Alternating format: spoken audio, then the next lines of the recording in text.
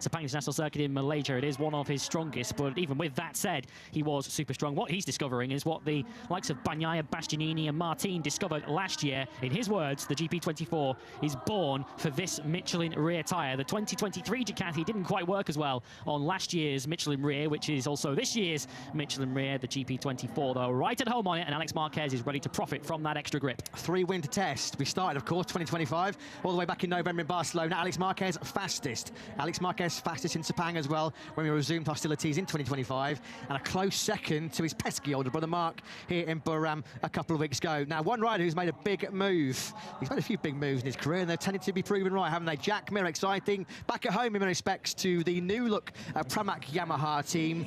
Jack looking strong on that wise line. Well, I'm delighted to say we can hear from the Aussie who is with our Jack down on the grid. Yeah, he is indeed fresh from the new family photo. Little girl Pip's first opportunity to try the Yamaha M1. How did it feel? Yeah, no, she reckons it was good. Happy with it. She said she just wanted to adjust the handlebar position a little bit further out than she'd like, but no, she reckons she's ready to roll. Well, that's good news. I reckon we could see Pippa Miller top 10 this weekend. Yeah, well, she might have a better chance than her dad. No, I'm only joking. So, Jack, it looks as though a lot of talk about the switch to Yamaha, but so far, things have been going really well. Yeah, I've been enjoying my time. It's nice to be back in the Pramac family, and of course this new venture with Yamaha. It's a whole heap of fun, and I'm just enjoying it. Does it feel like a new lease of life? A little bit, yeah. You know, it's something different. It's just all fresh. Obviously working with Giacomo Guidotti as well. It's just something different. So I think change has been good for me. I'll let you go get on the grid. I think they're calling for you. Good luck. Thanks from one Jack to another Jack. Yeah, Jack Miller has caught the eye on that Pramac Yamaha. Of course, 2 less Ducatis on the grid in 2025, with the Pramac team fresh off the back of their historic achievement, the first independent team to win the MotoGP World Championship. Obviously now moving to Yamaha, strengthening the Iwata factory's presence in MotoGP. Of course, the factory duo unchanged, Fabio Quartararo and Alex Rins. Jack Miller joined by Miguel Oliveira in that new look Pramac Yamaha squad. Looks to be a fly on the wall in this conversation. Marc Marquez, who, as you say, just smiles now, isn't uber relaxed, doesn't he? Pecco Bagnaia, who, it's fair to say, did not enjoy his test here anyway, near as much as Marc Marquez did. But don't let that fool you into thinking that Pecco Bagnaia isn't going to be in the battle for the title this year. He knows that he faces the biggest challenge of his MotoGP career this year. No two ways about that, going head-to-head with the greatest rider of his generation, Marc Marquez. But it's a challenge, to be fair to Pecco Bagnaia, that he is not shying away from, and he's actually relishing the challenge. Of course, 2 world titles in MotoGP to his name. If he can beat Marc Marquez head-to-head this year, then Pecco Bagnaia cements himself as one of the greats. Yeah, they've already had a couple of flashpoints. Think back to Portimao and Jerez last year. Bagnaia is not shy to go toe-to-toe with the uber-aggressive Marc Marquez. Such a shame, a crying shame. Your heart really does go out to poor old Jorge Martin, who should be sitting proudly on top of that factory Aprilia RSGP with the #1 plate on the fairing. A #1 that he said, of course, he was always going through it. There was always that debate, wasn't there? Will he run #1? Will he stick to a traditional number 89? He said it was never in any doubt. Do you think I've spent 20 years of my life shedding blood, sweat and tears to win racing's biggest prize, to fulfill my boyhood dream, and then not run the #1 plate? He was never going to make any other decision than the one that he took. And of course, you'd imagine Aprilia would have been very keen for the #1 to be put on their motorcycle too. Of course, an all-new lineup for Aprilia's factory team this season, with Marco Bezzecchi up alongside Jorge Martin when Martin is back from injury. And Bezzecchi really did put in the hard yards for Aprilia at the Buram test, did a stunning job for the team. And Aprilia have also spoken in glowing terms about his feedback. We spoke with the technical head of that squad, which is now Fabiano Sterlachini for this season. He said Marco Bezzecchi's feedback is exceptional, even surprising himself in terms of how good it was. So Bezzecchi certainly will be picking up the slack from an Aprilia point of view this weekend. And of course, for every performance that he puts in, Jorge Martin will be chomping at the bit to get on that RSGP himself and essentially get his season underway, because he's only done 14 laps so far. So here are most of the 22-strong field that will fight for glory in 2025. Just a quick recap. Martin, Marc Marquez, Pedro Acosta, Marco Bezzecchi, Maverick Vinales, Enea Bastianini, Jack Miller, Miguel Oliveira and Frankie Morbidelli. There are your 9 riders that have switched teams for 2025. 6 of that 9 have actually changed manufacturers as well. Martin and Bezzecchi, Ducati to Aprilia, Vinales from Aprilia to KTM, Bastianini from Ducati to KTM, Jack Miller from KTM to Yamaha, and Miguel Oliveira from Aprilia to Yamaha. Of course, we've said goodbye to Aleix Espargaro, Taka Nakagami and Augusto Fernandez, all 3 still gainfully employed. You'll be pleased to hear as test riders with HRC and Yamaha in MotoGP. And that means we have 3 newcomers, including Somkat Chanchu, we mentioned, joined, graduating into the MotoGP category with Fermin Aldeguer, and reigning Moto2 world champion Ayagura. Aldeguer and Negura have caught the eye on more than one occasion in winter testing. It's been a very impressive adaptation for those two as they get set for one of the biggest days of their racing career. It's always an extra special feeling, isn't it? Your first race in MotoGP. It's one that they all dream of.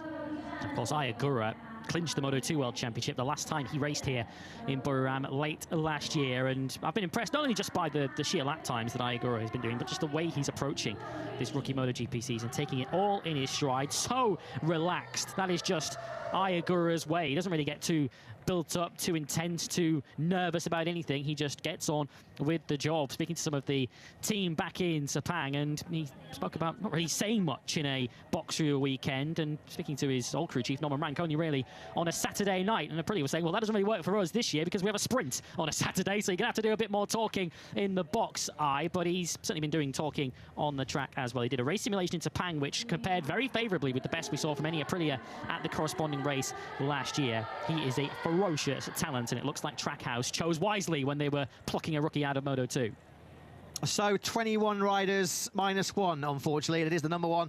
That is sadly missing for at least the first two Grand Prix. We knew Jorge Martin would be missing this weekend in Thailand. After a media debrief earlier on this afternoon here at the Chang International Circuit in Buriram, Massimo Rivola, Aprilia boss, confirming Jorge Martin's left upper limb injuries will also keep him out of our return to Tomás Trio Hondo in Argentina in a couple of weeks' time. 22 rounds, 22 TSO sprints, 22 Grand Prix, 814 points these riders are fighting for in 2025, of course. Exciting visit to Hungary later on in the season, a return to the Czech Republic, the brilliant Brno circuit on the outskirts of the Czech Republic's second city. But it's all about this weekend's Thai Grand Prix. The stage is set. Just for reference, Jorge Martin is being replaced here this weekend by Aprilia's, I guess you could say, trusted substitute. He's done a lot of replacement rides over the last 2 or 3 seasons. The ever reliable Aprilia test rider, Lorenzo Savadori. You'll think that he's going to be deputising for Martin until he is fit to return. I think the message is loud and clear from Aprilia, Lewis, coming out of the box today from Massimo Rivola. There's going to be no rush. Jorge Martin will only be back on RSGP when he is absolutely 100% back to his physical best. No sense in rushing him back at all. No, not at all, and particularly given that essentially the first few races for Jorge Martin when he returns will be his pre-season in many respects, given that, as mentioned, he only did 14 laps in Sepang. So you can understand why Jorge Martin will be so keen to get on that motorcycle, not just because he's the defending world champion, but he'll want laps on that Aprilia. But Marc Marquez summed it up very, very well when he spoke to us a little bit earlier in the day. He sent Jorge Martin a message earlier in the week when he learned of the second injury to the world champion, and he just told him to listen to his body. Marc Marquez knows better than anybody the damage you could potentially do by returning from an injury too soon, and he, like the rest of us, does not want to see Jorge Martin make that same mistake. Well, it was right here in Thailand back in 2019 where Marc Marquez captured the last of his 6 MotoGP titles. Is he on course for the magnificent 7th in 2025? Pedro Acosta, of course, the sensational rookie in MotoGP last season. You get the distinct impression from a very ambitious and hungry young Spaniard that the learning period is over. Now it's time to start the winning. He does not hang around, does he, Pedro Acosta? I think it really gnawed at him last year, Lewis, that he wasn't able to win in that rookie season. Once again, we saw in winter testing, he was the leading light for KTM. Of course, hard to judge at the moment his level against Maverick Vinales and Enea Bastianini, while those two get the grips with the RC16. But I guess the biggest compliment you can pay Acosta is the vibes coming out the Binder side of Rebel KTM, where the South African is now starting to not look more at Acosta's data, because he did that a lot last year, but certainly try and implement some of Acosta's riding style into his own this year, which is a heck of a compliment. Yeah, given that he's only in his second season, or is about to start his second season in MotoGP, he's already showing the KTM contingent how to ride that RC16. And Enea Bastianini, of course, who's jumping on a KTM in competitive action for the first time himself this weekend, also spoke of looking at what Pedro Acosta's doing, although he's finding it a lot more difficult to train his brain to do what Pedro Acosta's doing than Brad Binder is so far. But as you mentioned, Pedro Acosta has been a serial winner in his entire Grand Prix career up until arriving in MotoGP. Moto3 World Champion as a rookie, Moto2 Rookie of the Year, won races, followed by the World Champion Championship in just his third Grand Prix season. Last year, the first since Pedro Acosta arrived in this paddock that he went winless through the entire year. He did flirt with it on a couple of occasions, most notably the Tissot sprint in Motegi when he was leading and crashed out of what looked like becoming an unassailable lead over Pecco Bagnaia. He found it a little bit difficult last year to accept results other than victory, but you just know the mentality that Pedro Acosta's got. His patience might wear thin if he has another season where he's on the outside looking in at particularly Ducati riders lifting trophies. Well, as we mentioned, we lost Taka Nakagami at the end of last season. He is still there, very much part of the HRC development program. I'm sure we'll see Taka wildcarding at some point in 2025. But good news for Japanese fans. They still have big interest in this year's MotoGP World Championship, with Ayagura moving to track out Aprilia. And just what a special weekend it's going to be for Somkhat Chantra. I believe LCR Honda are having to hire personal bodyguards for Somkhat this weekend, because basically he's not going to be able to walk a millimetre in or out of this paddock without getting mobbed here this weekend. Trust us, folks, when we say he is the ultimate local hero. He has such huge status, such support here in Buriram. There's going to be a capacity crowd here on Sunday to witness a moment of Grand Prix history. Never before has a Thai rider ever raced in MotoGP. That's not a bad little thing to have on your CV, is it? Yeah, the stars have aligned for Somkhat Chantra this year to move into MotoGP, but to make his debut of all places at the Chang International Circuit in Buriram. We know very well from his Moto2 years just how excited this crowd gets when Chantra is in battles on circuit, and that was in Moto2. Just imagine the national pride that must be felt across Thailand, with thousands upon thousands of them making their way to Buriram this weekend to see their hero on the MotoGP grid for the very first time. It's impossible to really put into words what must be going through Somkhat Chantra's mind right now. A sense of accomplishment, a sense of pride, not just in himself, but in his country. But of course, from tomorrow, he's going to focus on the job at hand. And boy, is that a tough job, being a MotoGP rookie on board the Honda, which still appears to be the motorcycle with the most work to do to catch up to the front. Yeah, it's the hottest ticket in town here this weekend, the hottest ticket really in world sport, the season opener for the MotoGP World Championship. And boys, are going to be hot here in Buriram this weekend. We're obviously traditionally come as part of our Asia Oceania end of season swing to Thailand, but the season opener for the first time in history comes from the Chang International Circuit. Certainly the drier season, the hotter season here in this part of the world. Temperatures predicted for the weekend not far shy of 40 degrees, around 37, 38 degrees or so. So there you go, folks. There is your class of 2025. Sadly, we are missing the reigning world champion, Jorge Martin. As we mentioned, we wish him a very rapid and speedy recovery from his injuries.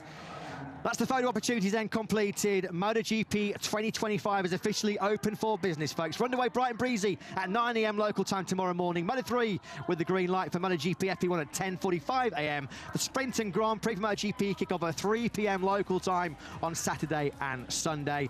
All that's left for us to say here in the commentary box and from our crew and team here in Thailand is best of luck to all riders and teams. And from myself, Lewis, Jack, and the team, have a fantastic, have a brilliant 2025 MotoGP season. It is going to be some roller coaster. Enjoy the ride, folks. We'll see you for all the action tomorrow. Goodbye for now.